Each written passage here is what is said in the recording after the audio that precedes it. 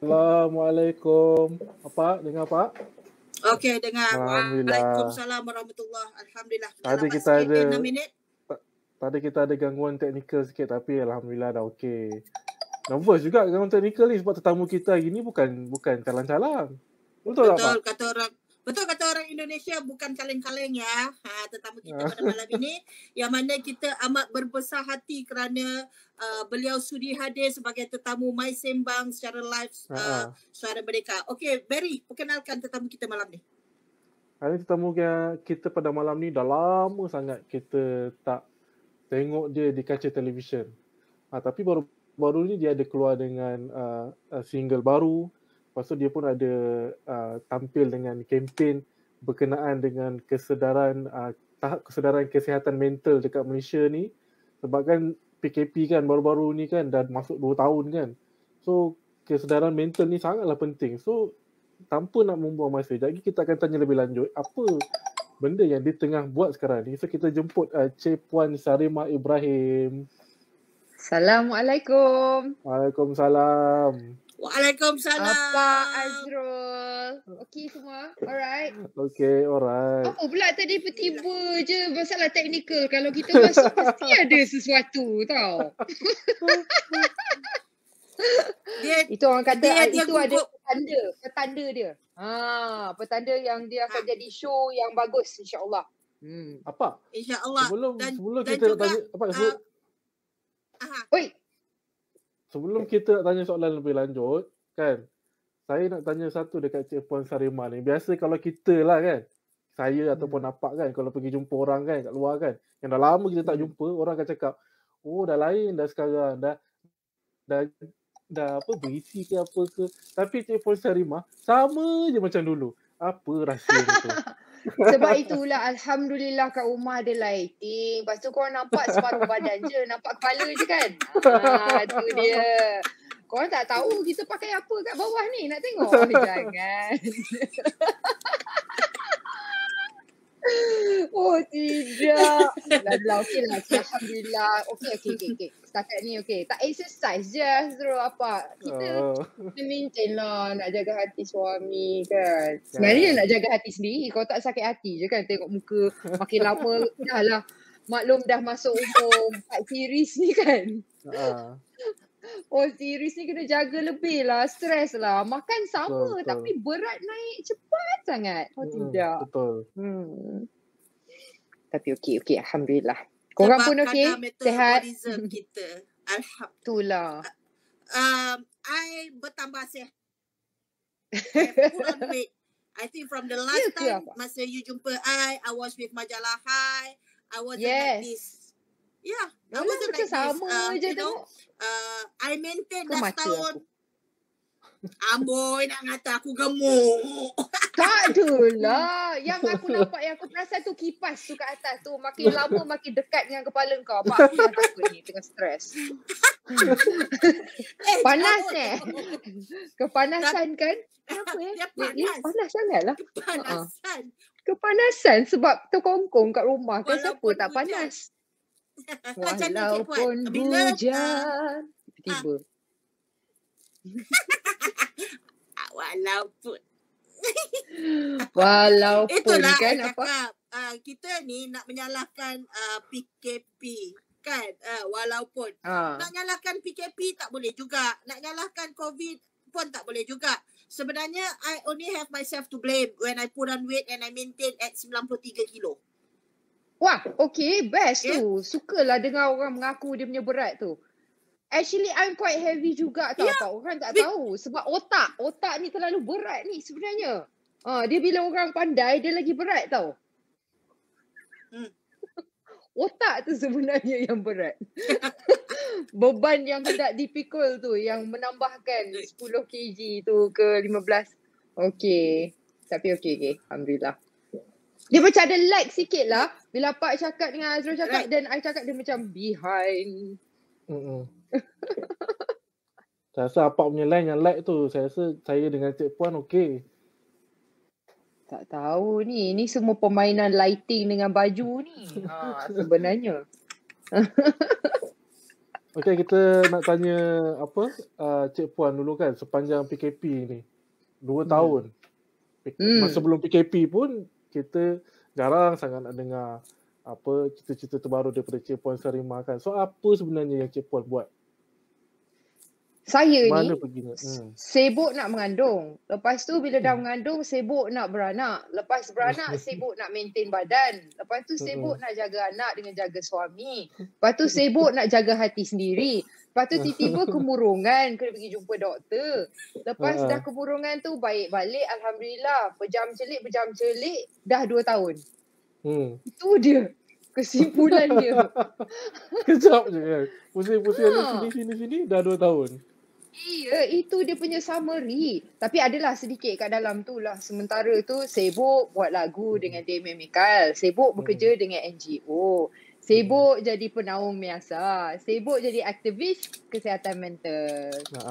Tapi Cik Puan, sepanjang tu memang merancang untuk mungkin keluar sikit daripada industri seni ataupun sebenarnya tak dirancang pun?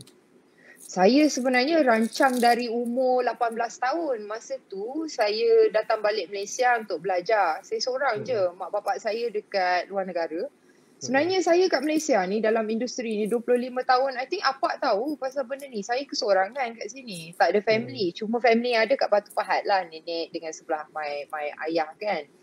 Tapi kalau nak kata mak bapak semua, adik-beradik semua tak ada. Tak dekat dengan semua, jauh. So saya masa tu start belajar dalam psikologi. Jadi cita-cita saya nak jadi psychiatrist sebenarnya. Jadi my studies is actually majoring in psychology, Azrul. And then saya terpaksa berhenti sebab adalah a few private things, nak bantu keluarga. Adik saya tak sihat, adik saya kena barah. Lepas tu macam-macam lah cubaan dan dugaan kan. Alhamdulillah semuanya okey. Tapi disebabkan tu saya berhenti belajar dan saya cari rezeki. Saya bekerja. Dari saya bekerja tu 2-3 job tu tiba-tiba jadi, orang kata jadi career saya. Jadi artis.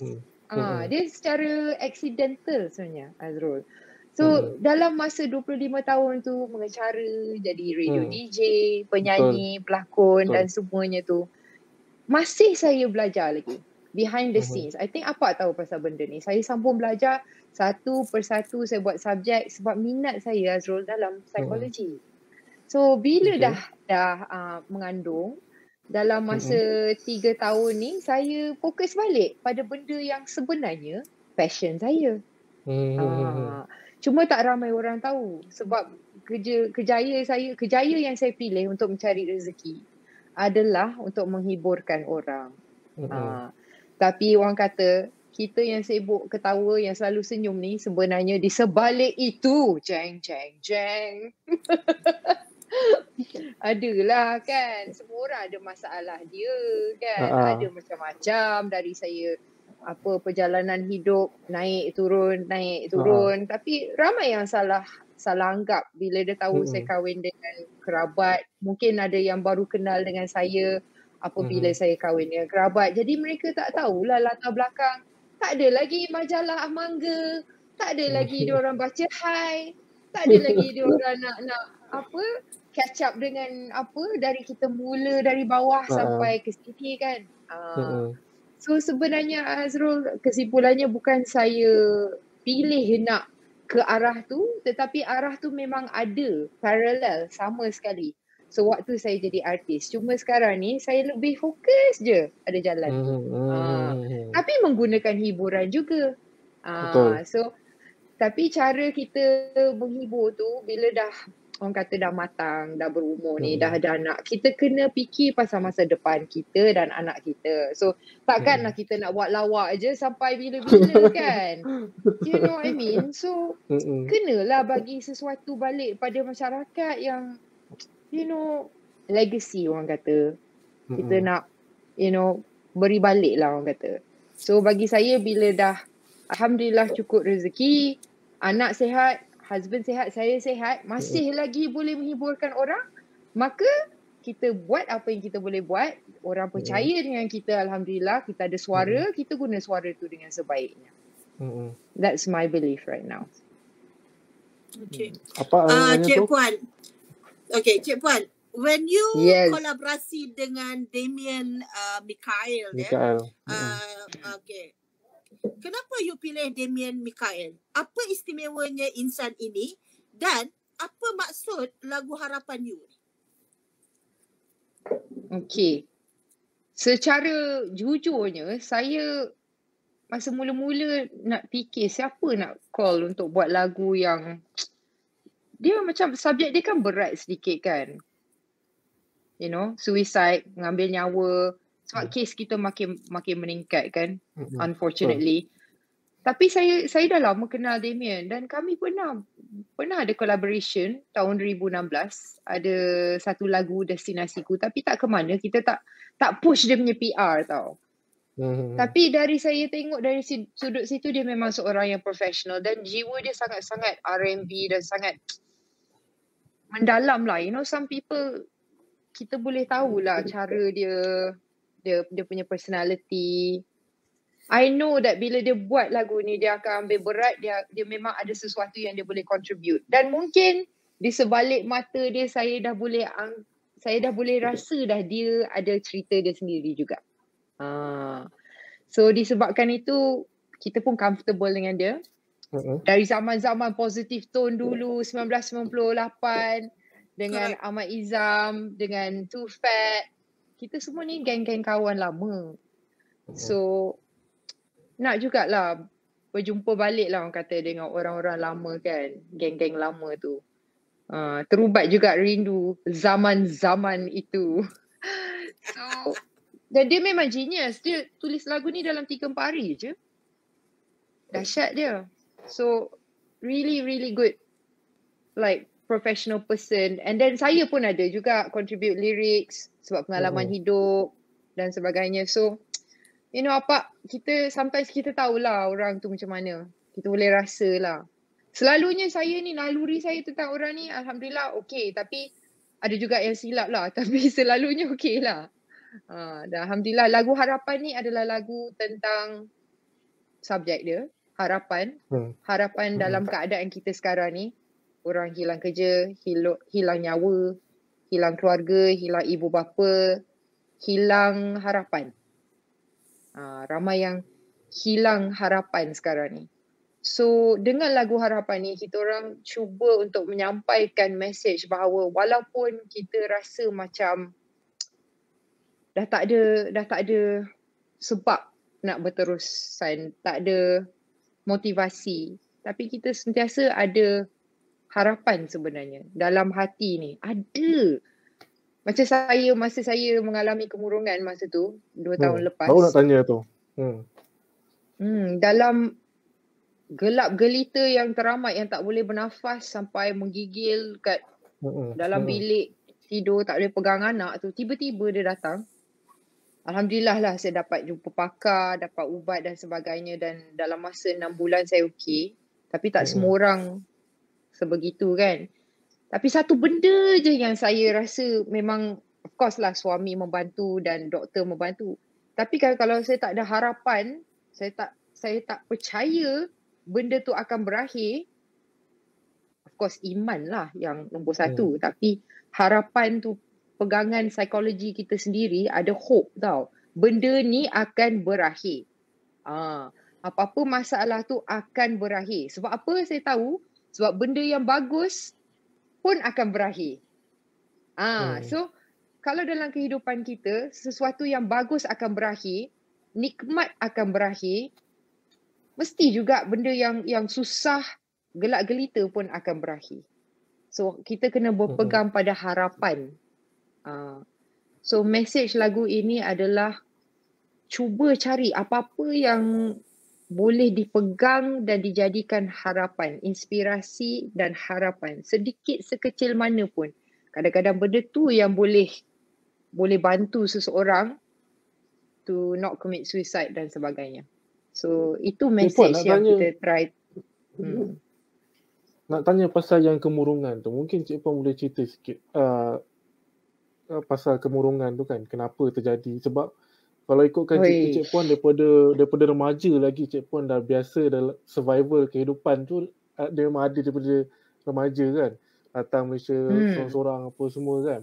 So macam mana boleh jadi kemurungan tu?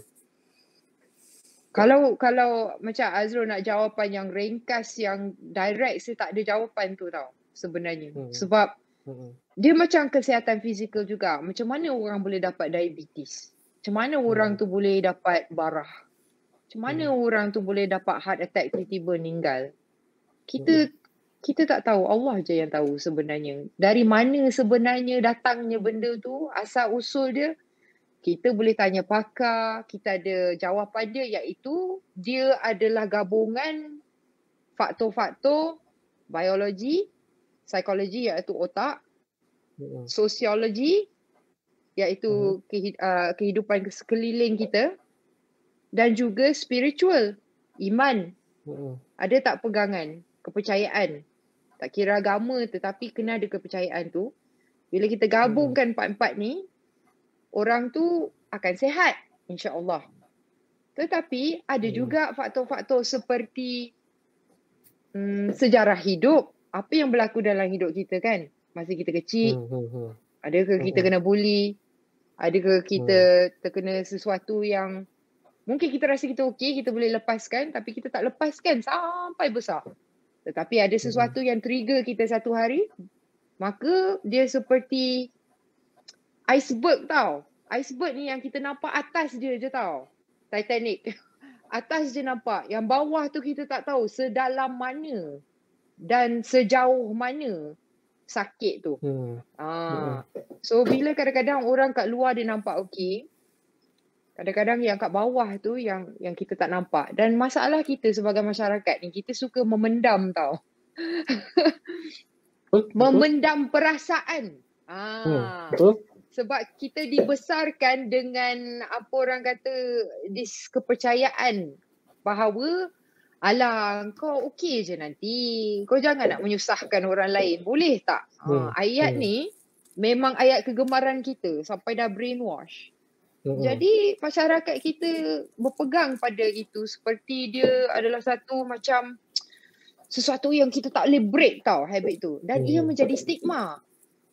So to answer your question Azrul, apabila saya dapat diagnosis dari pakar, katanya ini banyak faktor dia yang menyebabkan kemurungan selepas bersalin ni. Orang lama panggil meroyan. Tapi kadang-kadang ada yang meroyan sampai anak dia baling keluar tingkap. Betul. Nauzubillah, astaghfirullahalazim. Tapi benar ya. Jadi kenapa? Dan kita tak boleh ambil risiko macam tu. Sekadar nak kata orang tu alah meroyan je. Sebab ada risiko di situ. Seperti mana kalau orang tu kata, saya sakit kepala lah. Kepala saya ni sakit sangat. Tapi tak juga pergi buat MRI. Lama-lama dapat tahu tumbuhan, brain tumor, cancer. Jadi dia kesimpulannya kena cepat dapat rawatan supaya benda yang masalah tidak akan menjadi penyakit. So semua orang, Azrul, Apak, saya yang mendengar, yang menonton, ada sedikit masalah mental. Itulah menjadi seorang manusia. Macam badan kita tak perfect. Perasaan kita, otak kita pun tak perfect. Itu okey. Tapi jangan sampai kita dah gejala-gejala dia dah keterlampauan, lepas tu baru tiba-tiba jadi penyakit. Jadi mungkin saya dengan fokus pada career saya tak perasan gejala-gejala tu. Simptom-simptom yang makin lama makin teruk. Tak boleh tidur, terlalu hyper, badan asyik nak berpeluh, terlalu banyak berfikir, terlalu cepat sensitif, terlalu cepat nak nangis. Dia makin lama makin banyak. Tapi kita ni selalu kita buat macam, alah itu aku, macam tu je lah, tu perangai aku. Lama-lama dia dah jadi satu kebiasaan. So doktor kata mungkin bila kita dah biarkan terlalu lama, dia akan jadi ke satu tahap di mana otak kita ni dah tak boleh handle dah. Dia macam dia burn out tau. Macam fuse meletup. Dah habis. Aku dah tak boleh tahan lagi dah. Dan ada orang bila dia sampai ke tahap tu, dia boleh membuat sesuatu yang agak akan dikesali lah sama ada dia ekstrim. They hurt themselves ataupun they hurt orang lain. Itu yang jadi keganasan rumah tangga. Mendera anak-anak dan sebagainya. Ini semua bukan orang gila. Ini adalah gejala-gejala masalah mental. So Cik Puan, do you share benda-benda yang you bagi tahu we all sebab you sebagai pengasas bersama dan duta untuk kempen #StandForHope with the audience, dengan khalayak, dengan masyarakat di luar sana. Do you share all this? Yes, saya dah dalam masa bila Pak tanya saya ke mana saya hilang masuk ke dalam forum-forum. Forum-forum, pelbagai forum. Dalam masa setahun lebih ni, dalam lebih 80 ke nak dekat 90 forum saya masuk sebagai ahli panelis ataupun moderator di mana saya berkongsi secara direct bersama dengan audience, private company, corporate company, NGO. Dan saya juga ada buat kursus sekarang ni untuk menambah pengetahuan saya untuk menjadi seorang coach untuk membantu orang lain. So dalam diam-diam tu, walaupun saya kena kemurungan tu, walaupun orang kata saya dulu ada masalah kesihatan mental, alhamdulillah dengan rawatan dan saya cepat tau. Saya dah rasa macam saya tak nak tunggu lama-lama, terus pergi jumpa doktor. Bila dah sampai ke satu tahap badan menggeletar, memang menggigil, rasa macam hilang kawalan tau. Rasa macam badan ni turun dekat roller coaster. Tu perasaan dia. Dah sampai ke situ saya kata, okay that's it. Pukul 12 malam. I said to my husband, sebab kita ada pengetahuan tu dalam psikologi. I think ada something not okay with me. Gitu tau. My husband punya pucatnya muka, what do you mean? I said, sayang, there's something not okay. Kita kena pergi sekarang juga. Kita kena berani. Kita kena berani mengaku ada sesuatu yang tak okey. Pergi jumpa GP. GP terus kata, ni alhamdulillah. GP tu sendiri cakap kat saya, thank you Sarimah sebab awak datang walaupun tengah malam macam ni. Dia kata sebab kalau you tak datang, apa yang berlaku? Saya dah tahu dah, saya dah tengok ramai ibu-ibu, ada juga suami. Dia tunggu lama sangat, dia masuk bilik ni bukan dalam keadaan macam awak, dah berdarah, anak berdarah, macam-macam. So, alhamdulillah awak datang sekarang. So, kesimpulannya, we have to catch it fast. And I want to work further. Tapi Cik Puan, kesedaran tu tak ada dekat Malaysia ni kan. Dia kalau ada simptom-simptom tu pun orang yang di tepi dia lah kan. Orang yang berhampiran, yang berdekatan dengan dia akan cakap, tak ada apa-apa lah tu, okey lah tu, nantilah besok lah kan. Itu yang saya sekarang ni, saya nak tegaskan sikit dalam apa-apa cara yang saya boleh sekarang ni. Sebab tu kita keluar lagu harapan, campaign Stand for Hope, Azrul, dengan juga ada konsert bulan 10 ni, 10 hari bulan 10 kita ada konsert. Malam tu juga dengan artis ada Jacqueline Victor, Vince ada, Reshmonu dan ramai lagi, Damien dan saya jadi MC malam tu. Alhamdulillah, jadi pengacara balik sekejap. Dah lama tak nampak. Situ kita, itulah, tapi online tapi okey lah. Tapi kira macam kena menekankan sikit pasal benda ni. Dan kita perlukan sokongan Kementerian Kewangan, Kementerian Kesihatan, Kementerian Wanita. Kita perlukan keluarga, Kementerian Keluarga, kita perlukan semua membantu sebenarnya. Betul. Dia kena ada satu kempen yang besar gila tau. Macam kempen kesedaran yang bukan tahap level atas-atas je nampak kempen tu. Bukan level yang macam, you know what I mean, yang dia kena sampai tau. Sampai ke dalam, sampai orang-orang kampung semua orang faham benda ni. Sebab kan, kalau tak, makin lama kita ada masalah sosial ni. Orang yang penagih dadah ni, dia bukan lahir keluar nak ambil dadah. Orang yang mengambil dadah ni, dia ada masalah kesihatan mental dan dia tertekan dan dia perlukan rehabilitation untuk mendapatkan semula keseimbangan otak dia dan perasaan, apa orang kata, in control hidup dia. Tak ada manusia yang nak pukul anak dia. Tak ada manusia yang nak rogol orang. Tak ada sesiapa yang dilahirkan jahat. Semua ni ada sebab. Kita kena bantu orang sebenarnya at the end of the day. Betul. You know, penagihan yang kita sibuk nak letak orang masuk penjara je kerja, keluar penjara lagi teruk. This is my personal belief. So kita perlukan satu rehabilitation keseluruhan as a whole. And then kita tak cukup psychiatrist kat Malaysia ni. Kita ada satu dalam setiap 100,000 orang. Luar negara, setiap 10,000 ada satu. Beza dia tu. Beza besar sangat. According to World Health Organization, we should be more untuk membantu.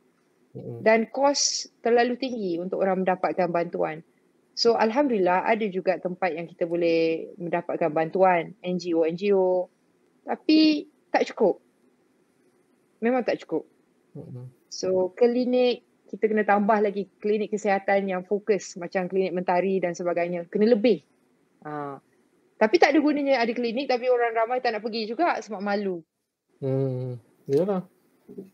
So this is what I've been doing, Azra. I've been trying to True. lend my voice lah orang kata. Because saya Yes, apa? Ada soalan tu. Betul lah. Dia dua perkara Cik Puan. Satu, dengan your title, your present title, is it an advantage for you to change the mindset of rakyat Malaysia untuk tampil secara terbuka apa menyedari sendiri ada kesihatan mental? Alamak, apa terpotong. Yang Nanti kedua, I jawab salah pula. Yang kedua, menerusi your NGO. Okay, you got the first question right, Cik Puan? Adakah title saya membantu ataupun lebih susah lah? I think that's your kesimpulan sebab dia terpotong.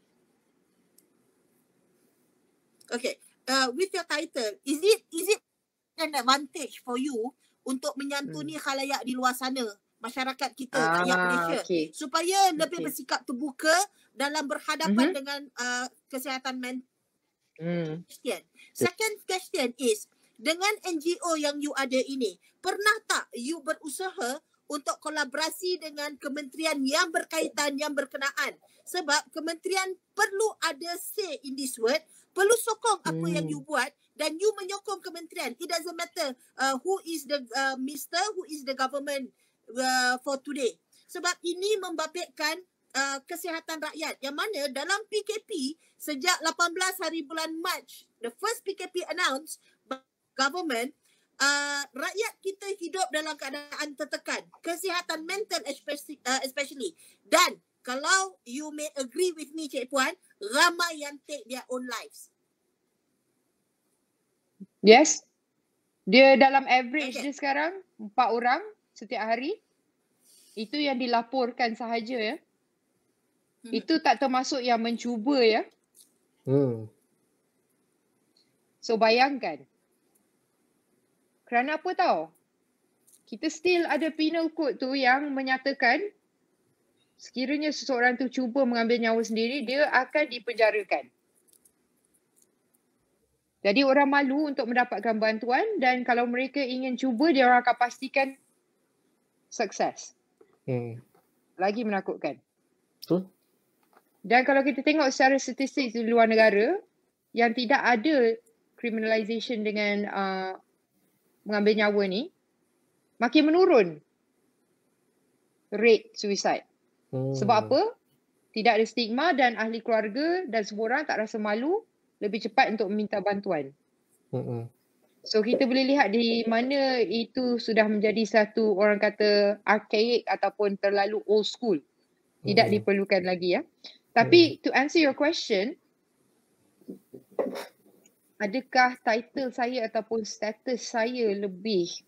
Saya rasa kan, if you ask me, because nobody asked me this before,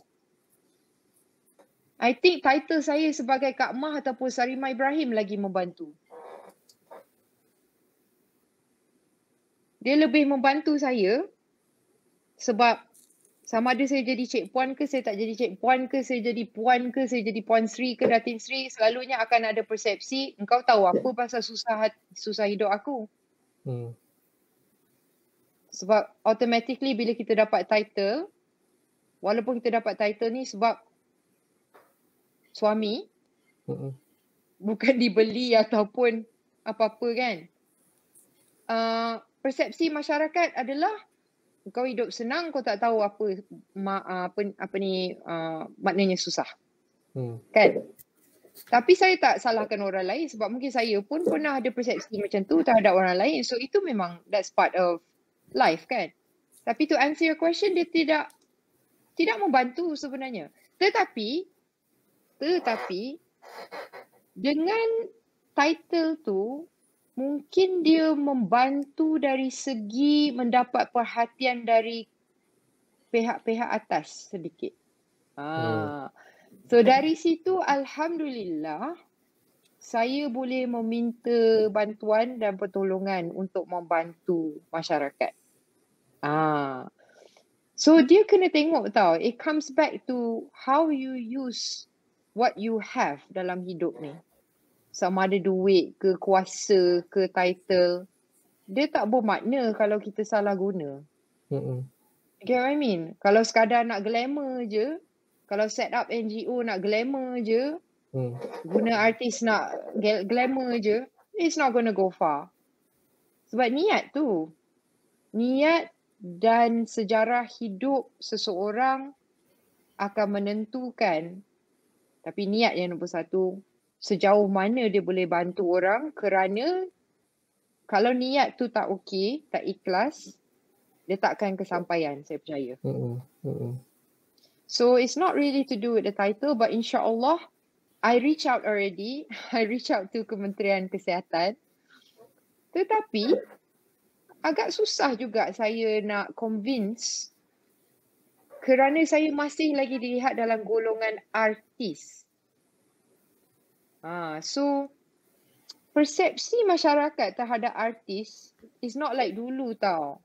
Dulu I think there is more respect.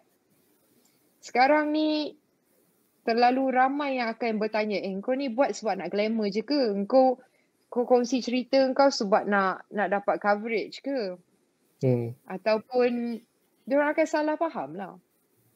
Tapi kalau diorang buat background search sikit, dia faham lah. Kan? Yalah. But so I don't know if it helps, but I know something that helps. One thing yang helps adalah jangan putus asa. That's why I haven't stopped yet.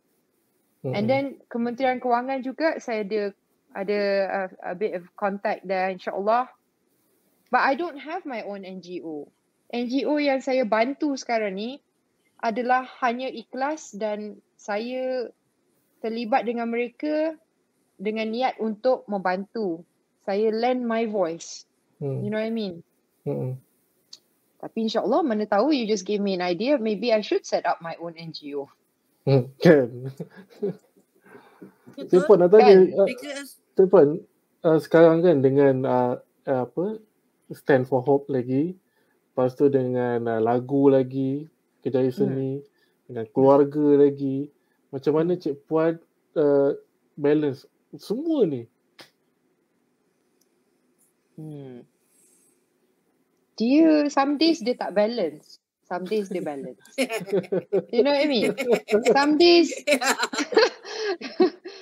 sama lah kita semua kan. Some days kita rasa down, some days kita rasa macam kenapa aku buat semua ni? You know? And then some days rasa best lah, macam wow, you know, I'm getting somewhere. Ada you know, nampak dia punya hasil tu, you know, macam lagu harapan, konsert yang on the way ni. And then Damien and I, insyaAllah kita akan bergabung sekali lagi. Ada plan. And then saya pun terlibat dengan bisnes untuk autistic children, special needs education. The business is called Head Start, Academy Head Start. Academy Head Start. It's my passion to help. Wow. Yeah. Wow. Tapi yang tu adalah untuk kita nak buka franchise sebab tak cukup sekolah, tak cukup tempat untuk handle autistic and special education punya children. Itu pun jadi satu masalah untuk ibu bapa. Tu yang jadi kesihatan mental terjejas, and then ada kes penderaan dan sebagainya. So all of this kan, dia satu bulatan tau yang akan efek pada yang lagi satu. It never ends gitu. So I do hope that the government will pay attention. Tapi dia kena pandai lah. Kementerian pun kena pandai dengan siapa dia letak duit. Kan?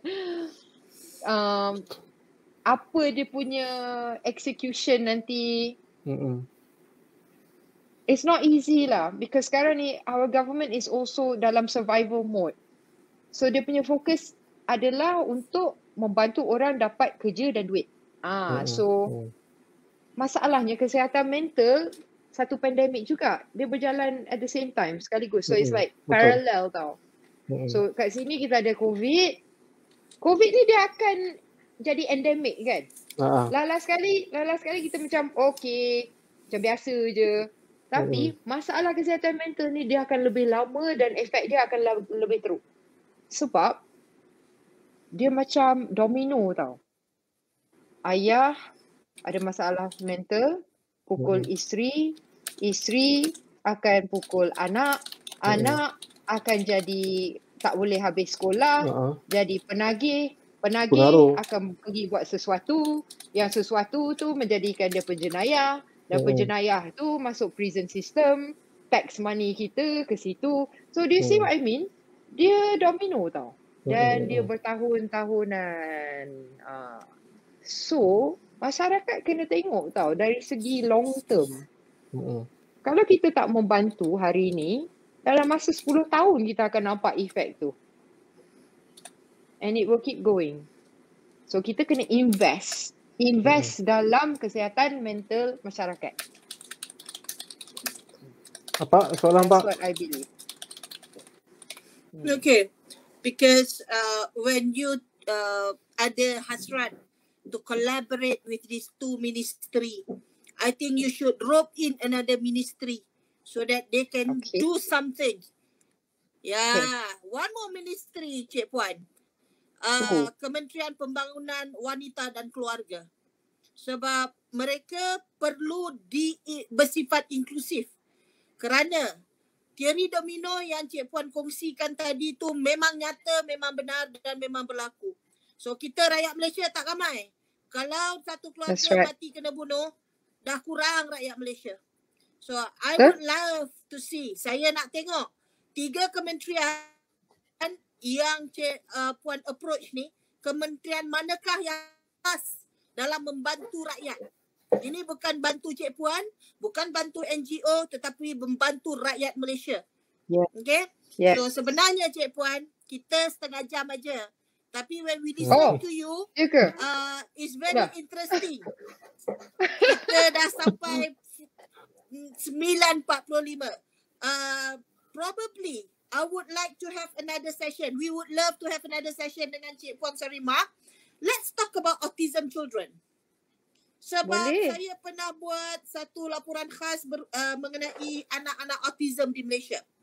Sebab this is another tabu subject dalam kalangan ibu bapa di Malaysia. Yes, mereka sangat akan tabu dan sembunyi.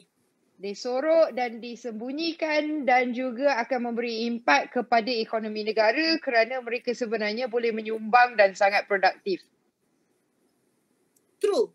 Kalau anak-anak autism ini didorong dan dilorongkan kepada kemahiran dan kecenderungan yang sesuai. Correct. Masing-masing. So, Cik Puan. So, panjang kan? Sebab inilah nak jawab soalan apa masa apa dengan Azrul tanya saya ke mana saya hilang. Saya tak hilang. Saya sibuk buat benda macam ni. Tak glamour orang kata. Tak apa. Ini bukan soal glamour Cik Puan. Sekurang-kurangnya kami Suara Merdeka well versed dengan apa yang Cik Puan buat dan kita akan terus ke depan. Kita akan terus bercakap dengan Cik Puan sebagai tetamu. Probably kalau Cik Puan tidak keberatan the next Friday, let's talk about autism children. Ini memang dekat di hati saya. saya nak tahu lebih lanjut tentang autism children. Kan? I was wondering kalau Apak dengan Azrul nak buat satu sesi di mana kita boleh panggil juga kementerian-kementerian bersama. Boleh. Tapi kami portal Best, berita yang kecil. Panggil minister pun, minister tak pandang. Saya tunggu Cik Puan jadi menteri wanita. Sorry, maybe at that point I dah terlalu banyak uban dah tak langsung dah. Baik ni, lagi banyak uban, lagi banyak kematangan. Tapi itulah dia, apa yang Cik Puan kongsikan dengan kita ya Azrul dari hari ini, dia berkait, okey. Dia tidak berhenti di satu stesen, tetapi antara Lagu Harapan, kolaborasi dengan Damien. Dengan program kesedaran kesihatan mental, dengan masyarakat dan rakyat kita, dengan NGO yang menolong dan NGO yang membantu dan NGO yang sebenarnya awas, yang sebenarnya powered lagu ini. Tanpa mereka lagu ni pun tidak akan terhasil, dan juga NGO lain yang sedang cuba sedaya upaya mereka sebenarnya. Okay. So Barry, ada last question? Apa tak ada last question untuk Cik Puan? Cik Puan nak tanya berkenaan dengan katanya ada projek lagi dengan Damien kan?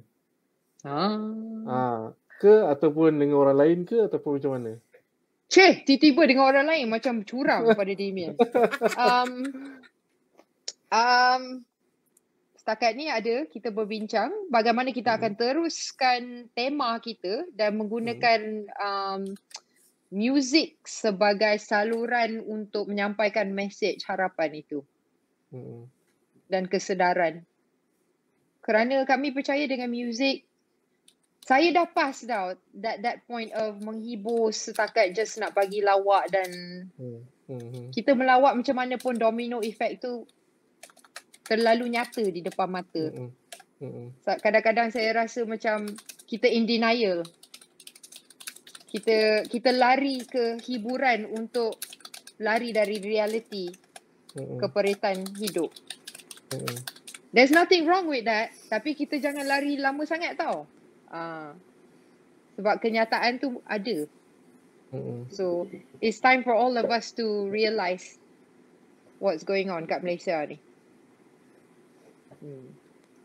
Okay.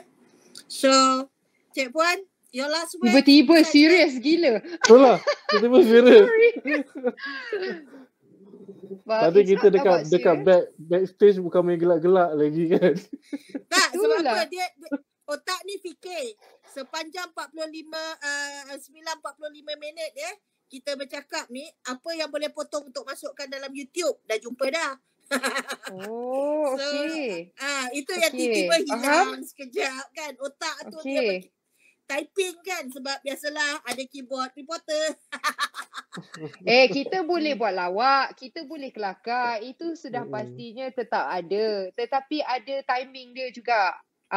So sekarang ni I feel that benda tu tak appropriate sebab orang sedang mengalami masalah. You get what I mean? Buka berita, buka social media, it's not a laughing matter anymore. True. So we have to be serious about some things kan. Certain things. Tapi apa-apa pun korang tak tahu apa yang aku pakai kat bawah ni. Apa yang dia yang penting atas tu nampak proper. Dengan atas je Cik Puan. Atas je Cik Puan. Kat bawah beda.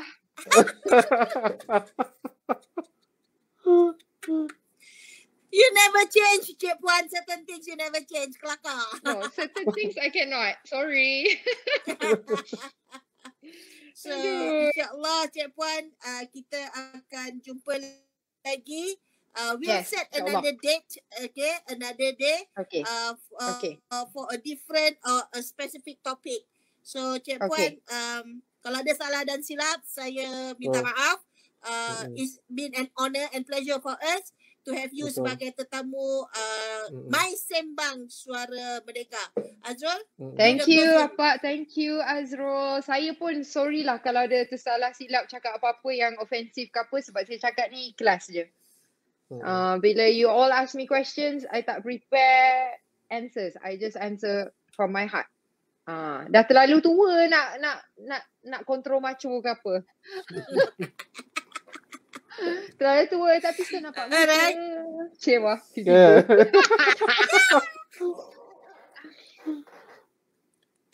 Okay, Pak. Maksudnya kita jumpa minggu depan lah. Okay, thank you. Assalamualaikum. Please support Lagu Harapan. Ya, support Lagu Dah Harapan. support konsert kami 10 hari bulan 8:30 malam di YouTube Zuriat Care. Okay, bye.